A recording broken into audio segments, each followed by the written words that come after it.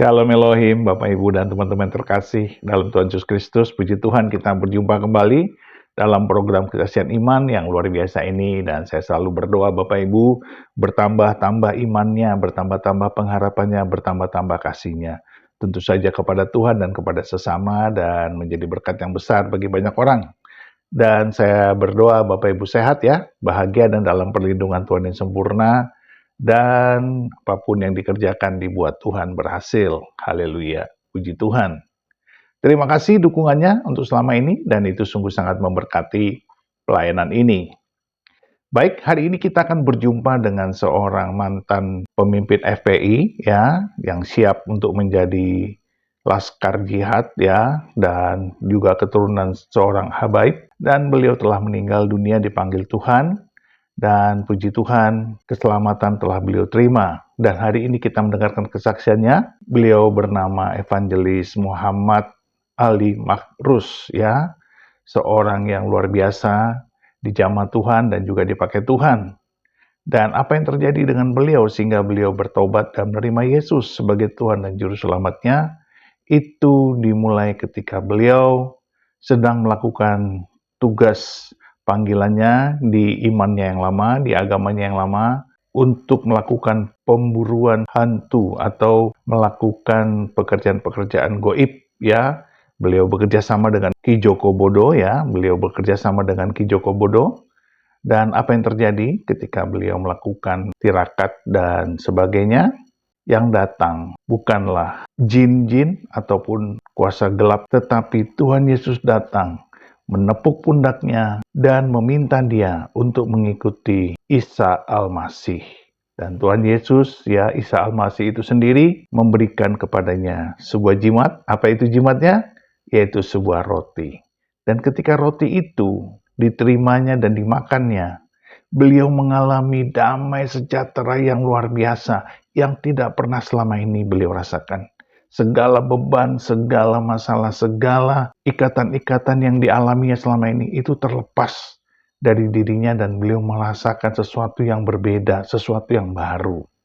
Dan bagaimana kesaksiannya? Mari kita saksikan bersama-sama. Tuhan memberkati.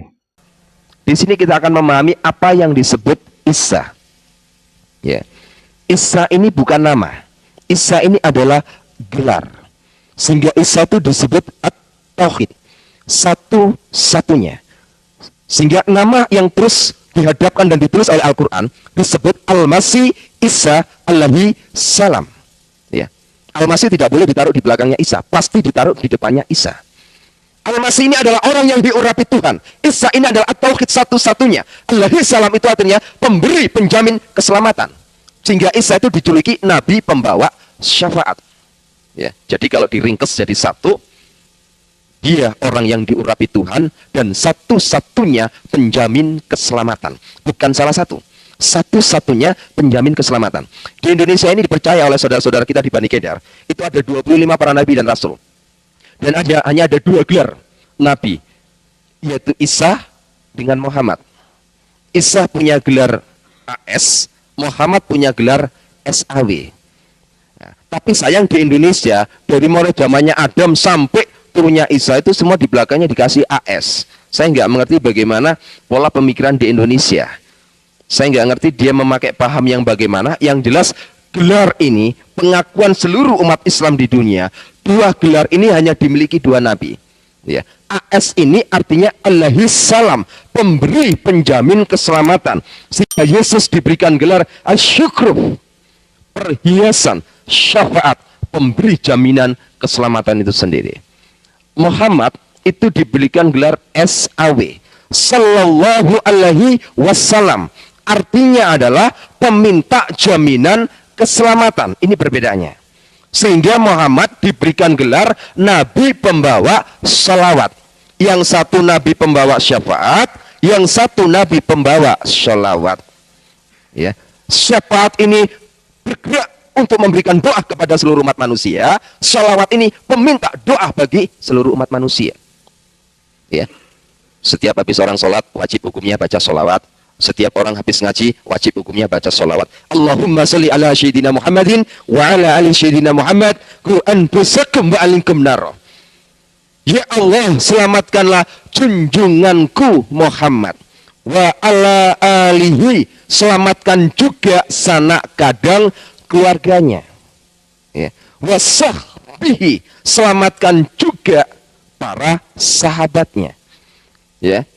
Ku anfusakum wa alingkum naro, dari ancaman Allah yang berupa neraka. Jadi kita tinggal memilih, mau memilih nabi yang membawa syafaat atau mau memilih nabi yang membawa sholawat. Tinggal kita memilih, dan kita menawarkan kepada umat manusia, bukan menawarkan agama. Agama tidak bisa menyelamatkan manusia, tapi kita tawarkan, mau meneruskan, mengikuti teladan junjungan yang akan memberikan jaminan keselamatan itu sendiri, atau meminta jaminan keselamatan itu sendiri. Kita sendiri belum tentu selamat, bagaimana kita bisa mendoakan sang pemimpin? Ya, jadi hadirnya sholawat itu ada riwayatnya sendiri. Ketika Muhammad pada usia 61 tahun, Muhammad tidak bisa mendeteksi racun yang masuk di dalam tubuhnya. Ya, karena Muhammad diracun oleh istrinya sendiri. Jadi yang meracuni Muhammad waktu itu adalah istrinya sendiri. Istri yang ke-17, jadi istrinya Muhammad itu total semua 22. Istri yang ke-17 ini meracuni dia. 2 tahun. Kata orang Jawa ini digawe kembang amben. Mati gak mati, urip gak urip, mudune surat Yasin. Ya. Mudune surat Yasin. Kita melihat sekarang, saudara-saudara kita, ketika mereka melihat orang sakit, orang lagi nazah, orang yang lagi sekarat, pasti diturunkan surat Yasin. Jadi surat Yasin dibaca, membuat satu pernyataan, lek mati lang matiyo, lek urip lang uripo. Waktu itu juga begitu, karena waktu dibacakan surat Yasin tidak sembuh, malah nazak tidak karu-karuan.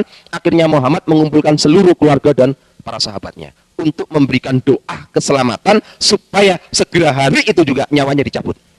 Nah, setelah diturunkan bahasa sholawat ini dengan kata-kata Allahumma sholli ala sayyidina Muhammadin wa ala ali sayyidina Muhammad, baru Muhammad meninggal. Ini satu hal yang paling terpenting yang perlu kita garis bawahi supaya kita bisa memahami kekristenan yang kita bawa, agama yang kita bawa. Sebab kalau kita mempropagandakan bahwa agama kita ini paling benar, kita harus mempertanggungjawabkan kekristenan kita di tengah-tengah umat Islam. Ya. Kaping kali, tiang Islam niku napa kok salat subuh karena mereka yakin bahwa Yesus itu nanti akan datang ke muka bumi ini pada hari kiamat itu nanti tepat pada subuh. Dua masalah inilah yang membuat orang-orang Islam bangun dari tidurnya dan sujud menyembah di dalam salat subuh. Lek tiang Islam niku saged menghargai kebangkitan Tuhan Yesus, saged keweden karena sing jenenge Isa alaihissalam niki makin dugi ten dinten kiamat pas subuh. Kenapa kita sebagai anak-anaknya jauh daripada semuanya itu?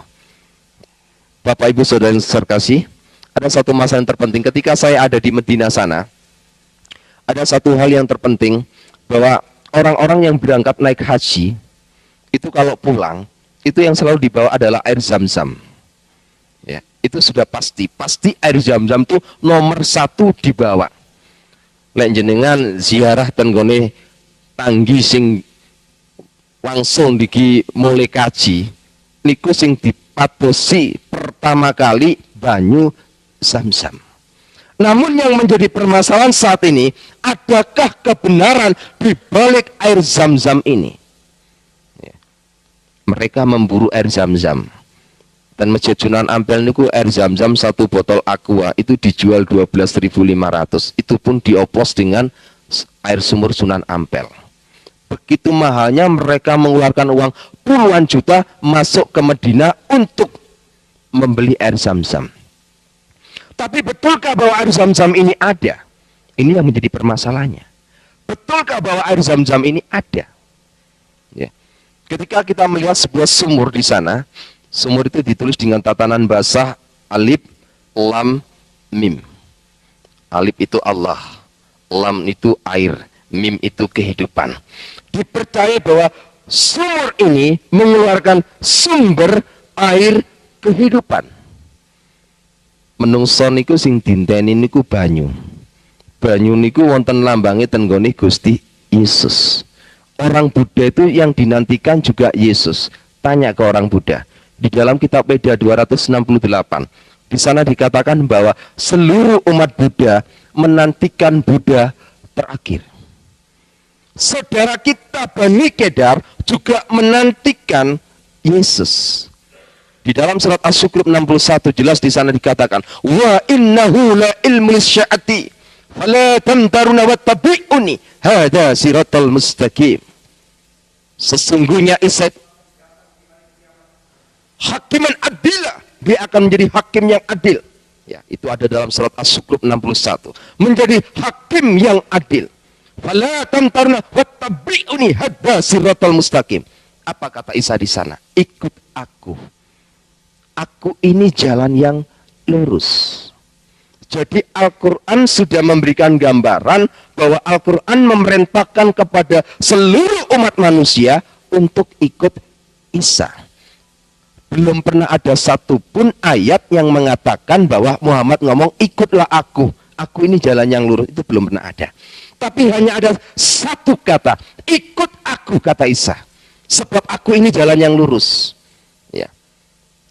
Seringkali saudara kita dalam sholat wajib, seringkali dia yang membacakan pasti surat Fatihah. Dalam ayat yang ke-6 seringkali dibaca dengan kata-kata ihdinas siratal mustaqim.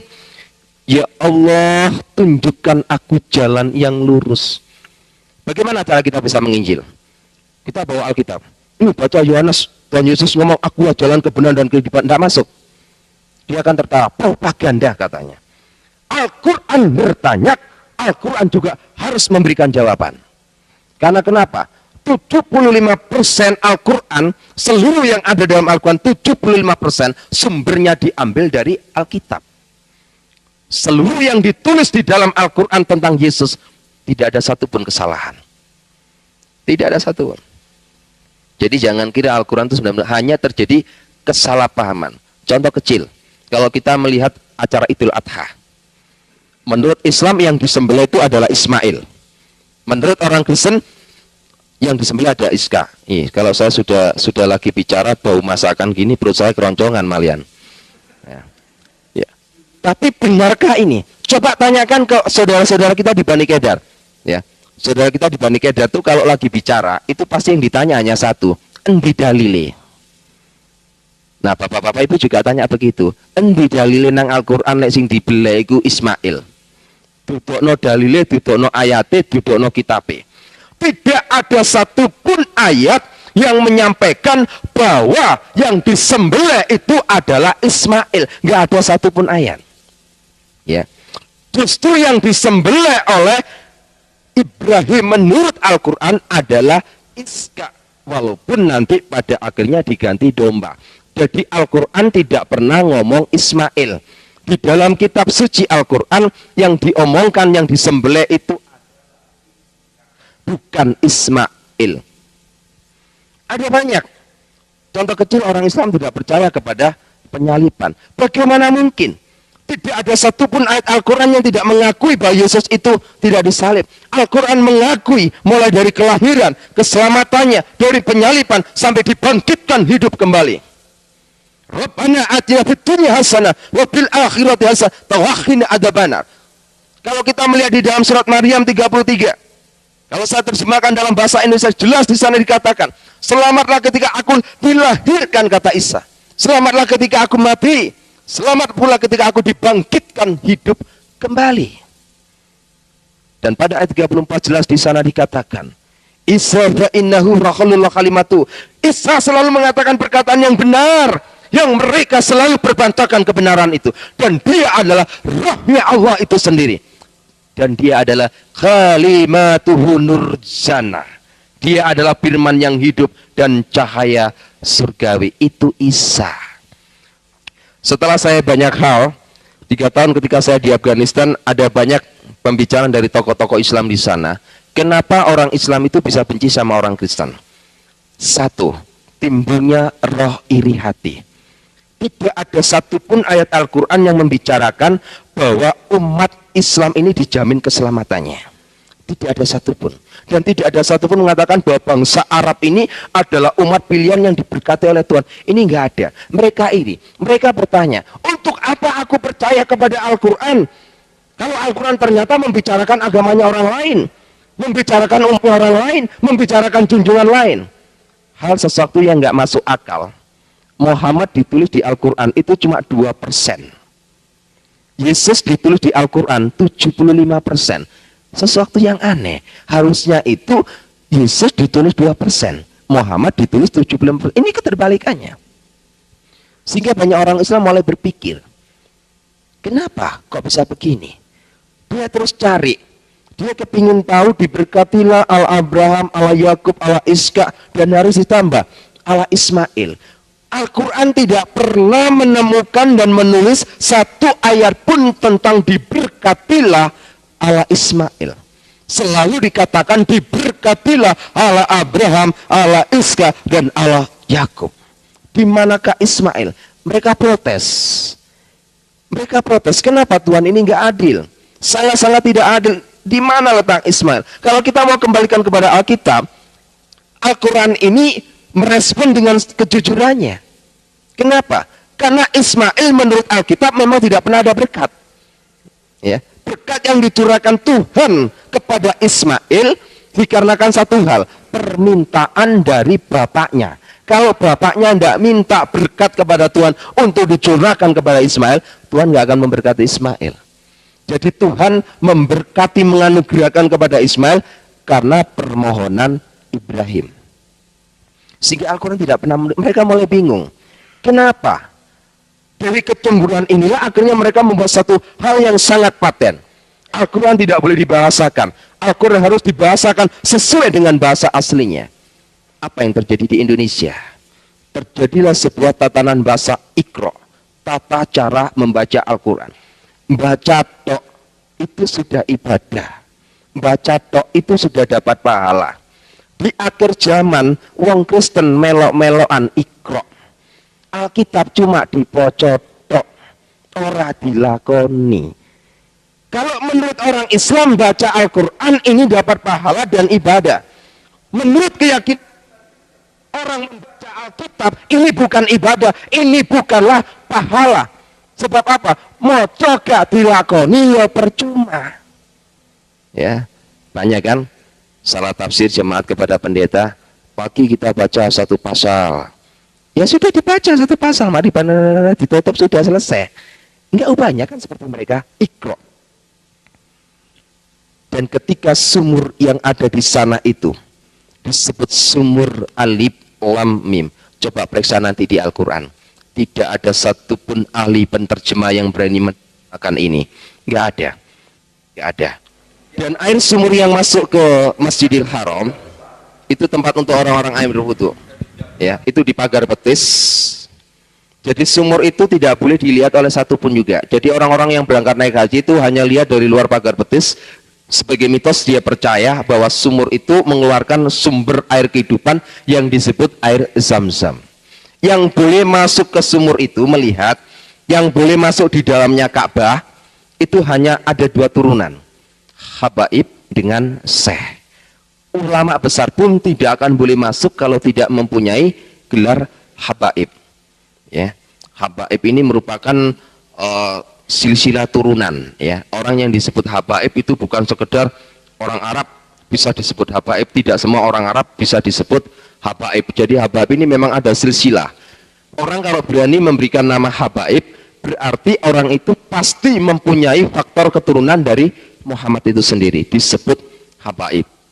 Kebetulan kami sendiri dari keluarga Habaib, jadi kami mendapat izin respon positif untuk melihat sumur itu selama saya ada 4 tahun di sana. Apa yang terjadi?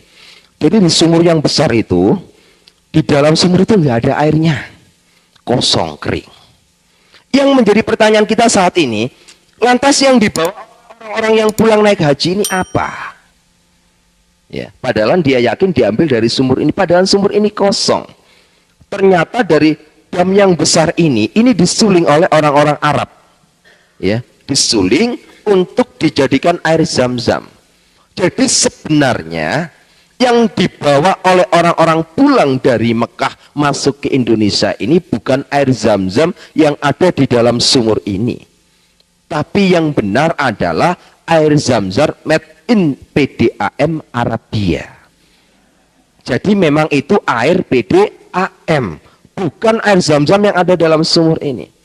Sesuatu hal yang sangat mengerikan. Tapi mereka begitu percayanya, yakin.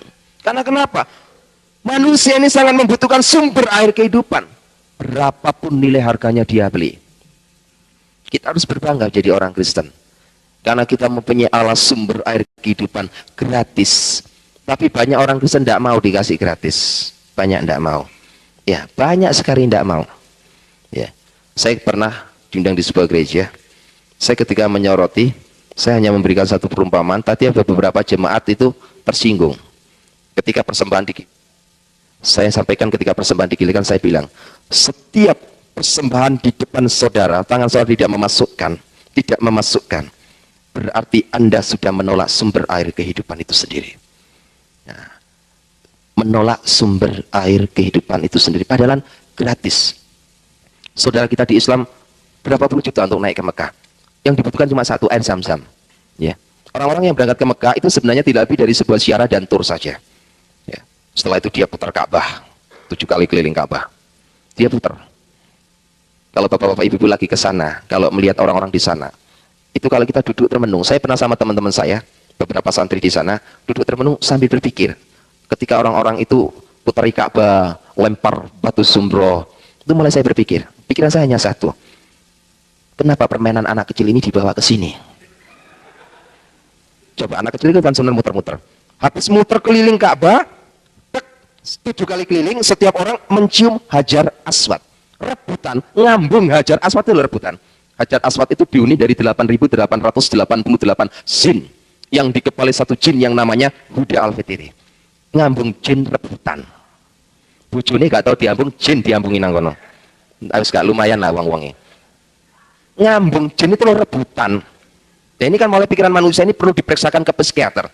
Jin diambung rebutan. Ya betul, orang mencium Hajar Aswad itu tidak semua orang naik haji bisa. Rebutan itu Hajar Aswad ya. Habis mencium Hajar Aswad, berangkat beberapa kilo, ambil batu. Nah, ini kan buliran arek cilik nih. Ambil batu, di situ ada batu besar. Di sini ada tembok sedikit pemisah, di sini ada batu kerikil, zumro. Batu kecil dia batu gede. Kayak. Jadi dia melempari terus batu-batu itu dianggap. Jadi dia melempar. Disebut pelemparan batu zumroh. Mulai hati saya bertanya, ketika orang-orang itu percaya bahwa setiap pagi batu zumroh kerikil itu ada di situ lagi, dan tanyalah orang itu pada juru kunci, apa jawabnya orang-orang di sana? Batu zumroh niki mudhun swarga. Saya mulai berpikir, mosok Gusti Allah ku ngurusi kerikil untuk swarga? Coba kita berpikir, swarga iki lho apa nggone kerikil? Mosok Gusti Allah iki gak duwe kerikil nang bumi, cek adohe ngedokno kerikil tutup. Ini hal yang gak lazim. Kenapa? Setiap hari itu dibuat lempar habis. Tapi setiap malam batu yang dilemparkan sana dibawa juru kunci lagi, dimasukkan sini lagi. Ya, perputaran. Dan orang-orang yang naik haji ke sana itu saya mulai berpikir, kenapa ya mereka kok begitu ya? Sampai-sampai di sana itu banyak orang yang menghadap kepada makamnya Nabi Muhammad itu banyak. Ada yang minta pesugihan, ada minta supaya tokonya laris, ada minta proyeknya bisa berhasil, ada yang minta nomor togel. Banyak kali di sana. Iya, banyak kali. Sampai-sampai ada seorang, masalah di sana itu banyak tengkulak-tengkulak pedagang-pedagang yang gaya menipu. Orang Indonesia ini kan mudah dibodohi. Kejelekannya orang Indonesia ini percaya pada mitos yang over berlebihan. Tasbih, orang Arab itu nggak kenal sama tasbih. Di Masjidil Haram itu nggak ada orang sholat pakai tasbih, itu nggak ada. Adanya di Asia Tenggara khususnya Indonesia. Jadi tasbih itu diambil dari Indonesia, dibeli oleh orang-orang Arab, dari Arab dibeli lagi sama orang-orang Indonesia. Kan bingung nggak? Wong ki bingung. Tasbih ini kayak puter-puteran. Tapi dia yakin, dia nggak peduli tasbih ini dari mana saja, asal tersentuh dengan tanah suci Mekah, dia yakin ada kekuatan di sana. Nah inilah satu hal mulai saya bertanya dalam hidup saya. Sumur ini saja sudah membohongi umat manusia. Tapi satu hal, ada rasa ibadah dan prihatin. Mengapa saudara-saudara kita ini yang saat ini membutuhkan air kehidupan, kita yang memegang air kehidupan, kenapa kita tidak memberikannya? Mereka saat ini haus. Ya, apa yang ditulis yang diramal oleh kitab Nabi Amos, Tuhan katakan jelas di sana. Pada akhir zaman nanti itu Tuhan akan menurunkan kelaparan dan kehausan, tapi bukan kelaparan dan kehausan akan makanan minuman, tapi kelaparan dan kehausan akan firman Tuhan. Saat ini saudara kita di Bani Kedah itu lapar dan haus. Kitalah sebagai pemegang kunci. Jangan takut. Jangan takut. Orang bani kada itu nggak perlu ditakuti. Nggak usah takut. Waktu mati ya sudah mati, nggak masalah. Ya. Nggak usah takut kita jadi orang Kristen. Kita mati hari ini pun tidak masalah. Tuhan sudah sediakan rumah di surga. Asal ojo ninggali utang di nang dunya, ninggali utang payah, tagih nang akhirat nanti. Bapak Ibu Saudara yang terkasih, satu hal yang ada di Mekah sana tidak pernah merubah hidup saya untuk menjadi orang Kristen, tidak. Ya, saya memang mulai ada rasa kesyakan, tapi bukan berarti saya kepingin melirik agama Kristen untuk menjadi pilihan agama saya, tidak juga. Sebab di mata hati saya tetap menganggap bahwa Kristen itu adalah agama kafir, mentuhankan manusia, mentuhankan seorang nabi, Tuhan kok punya anak, berbagai banyak hal. Sehingga mulai saya menyelidiki untuk melihat Yesus sebagai Tuhan tidak bisa melalui sekolah teologi. Saya nggak percaya, sangat-sangat nggak percaya kalau sekolah teologi bisa membuktikan bahwa Yesus itu Tuhan. Saya pun tidak percaya kalau sekolah teologi bisa membedah Allah Trinitas. Mulai zaman kecil saya sampai sekarang, perdebatan Allah Trinitas terus terjadi. Karena kenapa? Terlalu banyak teori. Kekristenan kita ini hanya ada satu, memiliki Roh Kristus. Kita punya talenta, punya karunia, apa saja kalau hati kita nggak ada Roh Kristus, itu namanya pembohong. Apapun yang kita perbuat, Roh Kudus akan bekerja. Ketika saya diundang oleh Kiai Haji Mansuri di Pondok Pesantren Al-Fatah di Pasuruan pada tanggal 11 November waktu itu, pertemuan membahas Allah Trinitas. Banyak orang teologi mengatakan itu kayak matahari, kayak rokok, kayak apalagi banyak perumpamaan Allah Trinitas, semua difatalkan. Saya hanya katakan, subhanallah, Allah Trinitas adalah Allah Trinitas, tidak bisa disamakan dengan satupun. Allah yang saya sembah adalah Allah yang esa. Allah yang saya sembah, Allah yang tidak bisa dilihat. Sampai sekarang anak saya Nur Saida itu, anak saya yang pertama, ya, dia anak pertama yang baru masuk di sekolah SMA Negeri 5 Surabaya, itu barusan masuk Kristen, tapi dia sudah memenangkan banyak jiwa teman-temannya. Dia sudah dibentuk menjadi laskar yang begitu kokoh. Ketika anak saya didatangi oleh teman-temannya Islam di SMA, dia tanya, kebetulan di ruang tamu ada sebuah poster gambarnya Tuhan Yesus. Anak-anak saya ditanya oleh teman-temannya, ini adalah jebakan, berhati-hatilah. Kalau kita sampai orang Islam bertanya kepada kita, itu gambarnya siapa? Kita akan jawab, itu gambarnya Tuhan Yesus. Jangan salahkan kalau orang Islam ngomong bahwa kita ini orang kafir. Ya, berhati-hatilah. Itu gambar Tuhan Yesus. Namun Tuhan kok bisa digambar? Kan logis ya, sangat logika. Masa Tuhan bisa digambar? Jadi harus kita melihat satu ruang lingkup di mana kita berbicara. Kalau kepada saudara kita di Bani Kedar, jangan sekali-kali bilang itu adalah gambar Tuhan Yesus. Tapi sampaikan, berdasarkan dalam surat Al-Anas ayat 2 dan 3, dia adalah Malikinas. Yesus ikut rojoni menungso. Dia adalah Ilahinas. Ilahi menungso, menungso ilahi. Yesus adalah ilahi manusia, dia adalah manusia ilahi. Yang digambar, yang dilukis ini adalah manusia adanya. Tapi dia adalah ilahi itu sendiri. Disebut Ilahinas. Ilahi manusia, manusia ilahi. Orang Islam gak akan bisa jawab. Tapi kalau kita tetap ngotot iki gambari Tuhan, dia tetap akan memprotes kita. Wong Tuhan kok iso digambar? Lek Tuhan iku digambar, wong Kristen iku kafir. Masa bisa Tuhan digambar? Tuhan itu sesuatu sinar, cahaya yang nggak mampu ditelaah oleh mata manusia. Bagaimana mungkin bisa digambar? Jadi yang digambar ini adalah Ilahinas. Dia adalah Isa wa innahu. Dia adalah Rasulullah itu sendiri. Dan dia adalah Khalimatuhu. Dia adalah firman yang hidup. Ini satu hal yang menjadikan satu perbendaharaan hidup saya ketika saya habis dari Medina di Afghanistan. Saya keluar, saya dipersiapkan untuk menjadi laskar jihad. Ya, sebelum saya menjadi laskar jihad, saya benar-benar dibentuk. Waktu itu ada di Ambon. Ya, saya bersama Ustadz Japar waktu itu. Karena laskar jihad ini merupakan sebuah laskar yang memang dipersiapkan betul untuk menghadapi kelompok-kelompok orang-orang Kristen. Terus lahirlah EPI itu sendiri. Pada saat itu Jawa Timur masih kosong, masih belum ada gerakan orang EPI sama sekali. Belum ada orang gerakan EPI sama sekali, sehingga Habib Rizki waktu itu memanggil saya. Saya disampaikan bahwa seluruh Dewan Pengurus yang ada di EPI meminta saya untuk memimpin menjabat EPI di Jawa Timur. Karena tugas EPI harus dicerahkan kepada orang yang punya gelar habaib. Kalau nggak ada embel-embelnya habaib, tidak boleh. Akhirnya saya pimpin. Karena pemimpin EPI harus mempunyai banyak kriteria. Salah satunya tidak pernah kenal kompromi. Tidak pernah kenal kompromi sama sekali. Bengis, licik, picik. itu sudah saya program. Pada tanggal 10 Januari pada tahun 2004 ketika saya diangkat menjadi ketua EPI di Jawa Timur ini, saya sudah persiapkan begitu detailnya. Tugas saya hanya satu, hancurkan kelompok kristenisasi di Indonesia. Dan saya akan hadapi setiap gerakan-gerakan orang-orang Kristen di Indonesia. Siapapun juga dia, saya akan hadapi. Dan rencana jahat saya ini sudah mulai saya timbulkan program untuk membuat satu kekacauan, untuk membuat satu pengeboman, untuk membuat satu ini dan itu. Saya meminta data pada kasus tahun 96 di Surabaya, saya sudah diberikan data lengkap. Dan saya sudah punya nama daftar nama-nama gereja yang sudah saya persiapkan untuk saya sikat habis. Saya sudah siapkan, rapatkan barisan, saya siap kontak di Sukun. Kebetulan markas saya ada di Malang, di Sukun. Ya, 500 meter dari Sekolah Alkitab Nusantara. Itu markas besar saya sampai sekarang tetap berdiri teguh.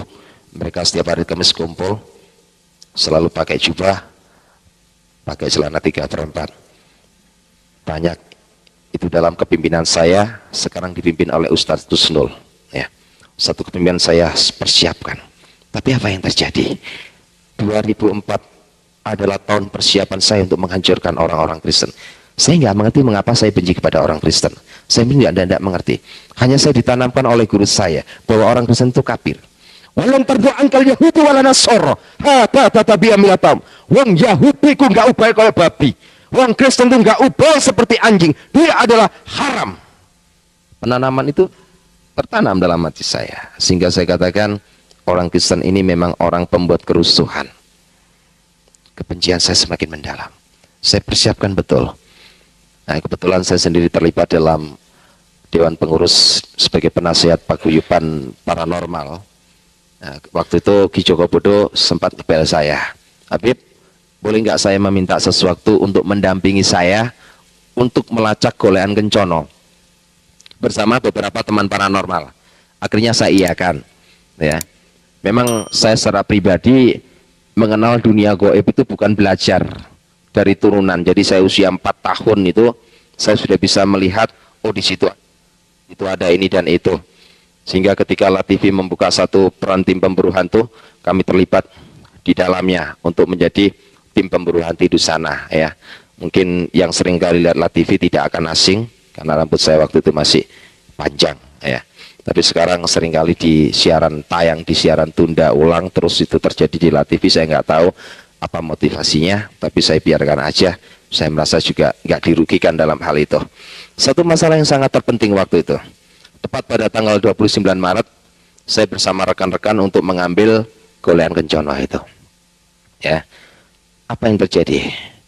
Rata-rata orang yang bisa mengambil itu kan ada satu kekuatan yang disebut ilmu rogo sukmo, jadi melepaskan rogoh dari sukmanya ini, keluar, masuk ke alam lain. Pada tanggal 29 Maret itulah pertemuan saya pertama kali dengan Yesus. Saya ambil, terus saya lacak, saya baca segala bentuk cara. Saya nggak menemukan apa-apa. Di belakang saya ini ada yang pegang pundak saya. Assalamualaikum Mahrus. Suara itu sangat menggema. Dan saya yakin suara itu tidak pernah saya rasakan selama saya mengenal dunia jin. Ya. Ketika tangan itu menyentuh pundak saya, ada sebuah power yang masuk. Saya ini seringkali mengislamkan jin. Karena selama hidup saya punya 182 jin yang saya islamkan yang menjadi santri saya. Jadi ngajinya sama saya. Nah itu. Jadi saya itu senang mengislamkan jin. Lebih-lebih kalau pikiran saya sudah sumpek di dunia, saya masuk ke alam jin. Karena alam jin itu cantik-cantik, beda dengan Gondoruo. Ya, kalau Gondoruo itu tidak ada yang cantik, semua jelek-jelek. Ya, kalau jin itu orangnya di sana itu memang cantik-cantik. Sehingga orang-orang dari paranormal kalau udah masuk ke alam jin, banyak kan, paranormal itu banyak menikah dengan bangsa halus, itu banyak menikah dengan jin. Paranormal yang pikirannya sudah EQ-nya sudah jongkok sampai menikah dengan Gondoruo pun juga sering terjadi. Ya, padahal bersentuhan saja saya rasanya juga bagaimana kan, sebab Gondoruo itu dari jarak radiasi jauh gitu baunya sudah tercium. Jadi Gondoruo itu baunya arus amis gitu. Makanya di desa-desa kan kadangkala ada suaminya meninggalkan istrinya, terus ada yang datang persis suaminya, ya kan? Nah Gondoruo itu pintar mendo-mendo jadi orang lain, tapi dia nggak bisa merubah kakinya. Jadi mulai wajah sampai kaki ini bisa. Jadi lutut ini sampai ke bawah, tetap kakinya gondoruo. Jadi dia hanya bisa merubah dari sini sampai ke atas, dia bisa merubah. Ini seringkali kejadian, ya, seringkali kejadian. Ada banyak memang ya. Saya seringkali ditanyakan oleh orang Kristen, Pak, apakah betul Nyi Loro Kidul itu ada? Saja betul. 1 bulan saya 2 kali. Karena saya ada ikatan perjanjian darah dengan Nyi Loro Kidul. Jadi Nyi Loro Kidul itu bukan mitos, bukan cerita dongeng rakyat, bukan. Nyi Loro Kidul itu memang betul-betul ada. Saya yang jadi saksinya. Saya melihatnya sendiri, saya melihat kerajaannya sendiri, semuanya itu ada. Karena itulah kekuatan iblis, ya. Setan itu semuanya bisa berubah-berubah dalam segala hal, ya. Segala bentuk kekuatan apapun itu ada, ya. Sampai orang-orang paranormal ada yang menjual selendangnya Gondoruo, ya. Banyak, itu asli dari sana memangnya. Sampai jual toyol. Zaman saya dahulu toyol itu dijual 5 juta. Sekarang toyol itu sampai 10 sampai 20 juta, tergantung kesaktiannya. Kalau yang betul-betul ekspor impor, toyol itu sampai 30 juta per biji. Ya, betul ini. Toyol itu mahal, ya, betul. Toyol itu mahal. Ya, per ekor itu bisa sampai 30 juta. Kalau kesaktiannya itu bisa menembus dari 3 dimensi, itu sampai 30 juta. Jadi toyol itu juga punya ilmu. Kalau yang paling murah itu 10 juta. Paling murah. Ya, paling murah. Biasanya kalau paling murah itu yang jadi korban istrinya. Ya, istrinya itu tubuhnya enggak pernah bisa gemuk, kurus saja. Karena kenapa? Toyol ini sering ngempeng. Kata orang dia itu ngempeng, ya. Ngempeng ke istrinya. Ya. Berhati-hatilah, ya. Jadi kalau ada orang kurus perempuan, berhati-hatilah, jangan sampai ngingut toyol. Ya, jangan sampai. Ini bahaya. Ya. Ini sesuatu yang bahaya. Bapak-bapak Ibu saudara sekalian, satu hal yang sangat perlu kita garis bawahi. Setelah Tuhan memberikan satu hal kepada saya toleh ke belakang. Toleh ke belakang, dia menyodorkan tangannya. Inikah yang kamu cari? Sebelum saya masuk ke alam gaib, itu yang namanya golean kencono itu sudah diseket. Gambarnya seperti demikian. Tapi di tangan orang itu saya tidak melihat gambar seperti golean kencono. Persis seperti roti. Ya, saya mulai berpikir, bukan itu yang saya cari. Dia tetap ngomong, ambil ini. Dia tetap ngotot. Saya hanya melihat tangan waktu itu. Tangan dan suara. Tangannya ini penuh dengan sinar yang saya tidak bisa lukiskan. Saya tidak bisa menerima itu. Karena saya nggak bisa menerima, waktu habis. Orang Rogo Sukmo ini ada sebuah waktu. Kalau waktunya habis, dia tidak kembali ke tubuh jasadnya, ini tubuhnya akan hancur. Jadi saya kembali lagi, omong punya omong. Nah, waktu itu Ki Joko Bodo tanya pada saya, Habib, kira-kira sudah bisa deteksi? Sudah. Saya cerita kepada Ki Joko Bodo, apa yang terjadi? Paranormal itu berbeda dengan Ustadz. Ya, kalau paranormal itu juga bukan orang Islam. Kayak Ki Joko Bodo itu bukan orang Islam. Jadi sholat juga enggak, megang Al-Quran juga enggak. Karena kenapa? Rata-rata kalau asli paranormal itu tidak percaya pada surga dan neraka. Termasuk Ki Joko Bodo, Ki Gendeng Pamungkas. Itu termasuk orang-orang yang tidak percaya kepada surga dan neraka. Tapi aneh, ketika saya sampaikan kepada Ki Joko Bodo menyampaikan kepada saya, Habib, apa yang Habib lihat itu tadi, itu adalah lambang swarga. Ya, ini saya terjemahkan karena beliau kalau ngomong sama saya bahasa Jawa. Habib, sing jenengan tinggal niku mau sakjane wujude swarga. Saya mulai berpikir, orang yang tidak percaya kepada surga dan neraka, dia bisa membuat pernyataan bahwa itu adalah wujud, bidatul wujud dari Nurjana itu sendiri. Terus saya bilang, tolong deteksi, ya, deteksi tangan siapa yang menyentuh saya. Bukan apa-apa, sekedar bahasa orang yang lagi putus asa. Saya mau balik lagi ke jasad saya. Akhirnya dalam hati saya waktu itu mulai baca Subhanallah. Terus saya baca Walhamdulillah. Saya terus membacakannya. Subhanallah, maha suci Engkau ya Allah. Aneh, tak pocono surat jin mendatangkan kekuatan itu gak teko-teko. Tapi ketika saya baca Subhanallah, maha suci Engkau ya Allah, dia datang. Ini mulai jadi perhitungan saya. Di pojokno surat jin gak teko, di pojokno maha suci datang. Ketika datang saya dalam kondisi tertundung. Saya merasakan datang tuh biasanya memang orang-orang ahli gaib itu merasakan ada kekuatan angin besar. Itu dia rasakan, itu datang. Nah, ketika datang, dia langsung katakan satu hal kepada saya. Tanpa ada yang aleng-aleng, dia langsung sampaikan satu kata kepada saya. Ya ayyuhalladzina amanu, tubilalah tobatan nasuha. Hai makhluk, bertobatlah kamu. Sesungguh-sungguhnya engkau bertobat kepada aku. Saya tanya, siapa kamu? Saya dalam keadaan kontak batin. Dia nggak mau memberitahu saya. Dia sodorkan tangannya persis seperti pertemuan pertama di belakang saya. Dia sodorkan tangannya. Ambil ini. Saya mulai bingung. Kenapa saya harus suruh mengambil ini? Saya tetap ngotot, siapa kamu? Saya hanya menyampaikan kalau saya mau ambil jimat itu, kalau engkau menyebutkan siapa nama kamu. Tetap tidak mau menyebutkan namanya. Akhirnya saya terpaksa harus mengambil benda dari tangan orang itu. Yang di atas tangan itu adalah roti. Ketika saya ambil, apa yang terjadi? Roti itu hilang dari tangan saya, masuk dalam seluruh organ tubuh saya. Ada hal yang sangat aneh, saya merasa 43 tahun saya pikul beban berat. Ketika saya ambil roti dari tangan itu, beban berat ini hilang. 43 tahun saya pikul beban itu, hari itu juga lepas begitu saja. Saya mulai merasakan, begitu indahnya. Kalau saya boleh pinjam bahasanya orang Jawa, setelah saya ambil jimat itu, ada kekuatan yang luar biasa. Pikulan ini hilang. Beban ini hilang. Saya merasakan ada sebuah kedamaian yang tidak pernah saya miliki selama hidup. Sebab kedamaian dan kebahagiaan selama 43 tahun itu adalah sebuah kedamaian yang hampa, semu, palsu. Tapi setelah saya menerima jimat itu, saya merasa ada satu kekuatan yang Masya Allah, luar biasa.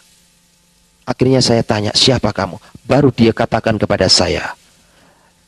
Dia katakan begitu indahnya dengan tegas seperti yang saya sampaikan tadi. Isa fa innahu, aku yang selalu mengatakan perkataan yang benar kepada kamu. Roh Allah, aku adalah roh Allah itu sendiri. Wa khalimatu, aku adalah firman yang hidup. Saya tersujud tersungkur kepadanya. Dia dekati saya masih ingat waktu itu.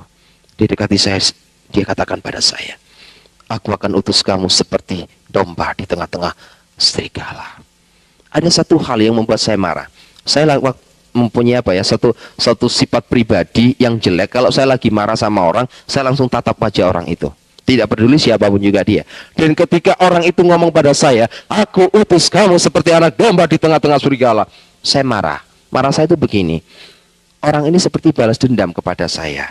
Mungkin selama hidup saya jahat kepada umatnya, dia balas dendam. Buktinya apa?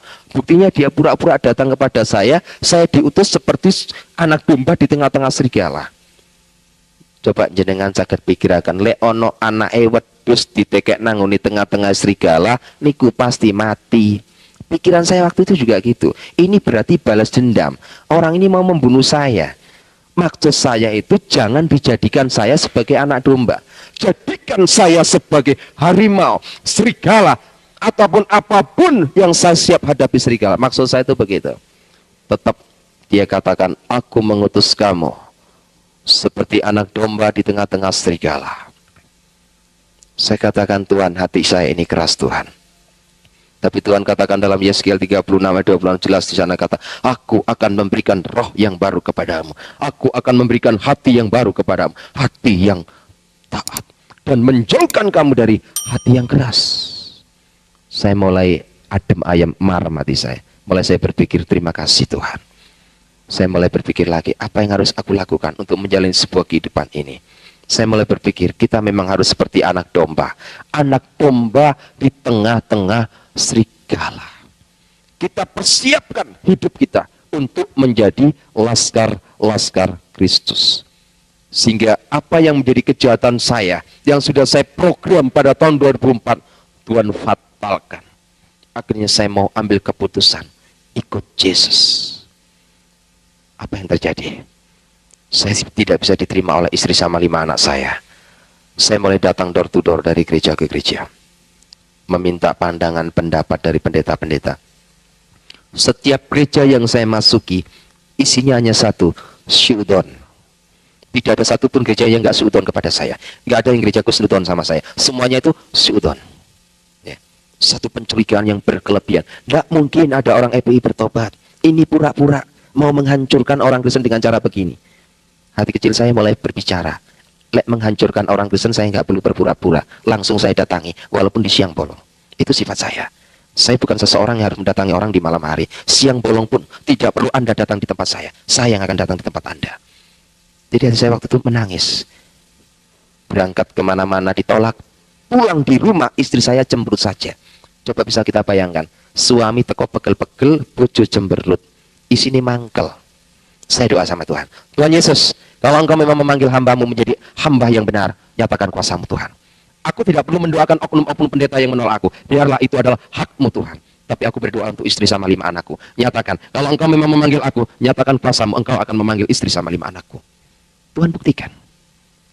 Walaupun saya terus datang pada istri sama akhirnya istri dan anak-anak saya bisa terima Yesus. Walaupun melalui proses yang begitu panjang. Akhirnya saya tawari dibaptis. Baptis saya, istri sama 2 anak saya berangkat dibaptis. Ketika saya pulang dari baptisan, apa yang terjadi? Pikiran istri saya, orang habis dibaptis itu ada damai, ada berkat, ada begini. Namanya orang masih awam. Apa yang terjadi? Rumah sudah hancur. Dihancurkan oleh orang-orang FPI. 3 anak saya masih kecil-kecil sampai depis di lemari. BRT sama RW tidak bisa berbuat apa-apa. Karena pasukan FPI hampir 2 truk turun lapangan.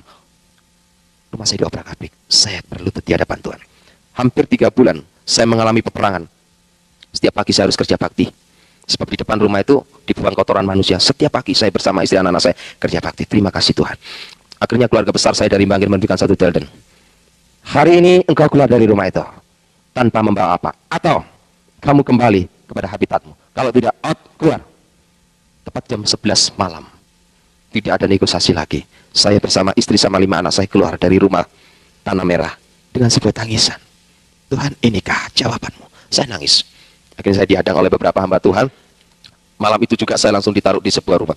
Banyak hamba Tuhan menawarkan saya, Bapak, berangkat dulu saja supaya lebih aman Pak. Ada yang sembunyi dulu Pak, lebih aman Pak. Saya berdoa pada Tuhan, Tuhan, kemana engkau taruh aku Tuhan? Apa kata Tuhan? Kamu jangan kemana-mana Magrus, tetap di Surabaya. Sebab akulah Tuhanmu. Akulah Tuhanmu. Tidak sehelai rambut pun akan jatuh dari tubuhmu, tidak aku kehendaki. Saya buktikan itu. Setelah saya pindah dari Tanah Merah ke Sitoyoso, saya jalani hidup bersama istri sama dia. Walaupun terus intimidasi, teror, terus terjadi. Tapi apa yang saya lakukan? Saya mulai berkembang, merapatkan barisan dengan salah satu organisasi, ya, bukan organisasi gereja ini, sebuah paguyuban. Saya buka satu pemberitaan Islam Rugi di sana, jaring jiwa. Mulai dari Rungkut Mapan Tengah, saya buka di Wiyung, saya buka lagi di Margomulyo. Ya, yang terakhir ini saya buka di Margomulyo, sungguh luar biasa. Karena dari 57 karyawan yang ada di situ, tidak ada satupun orang Jawa, semua orang Madura.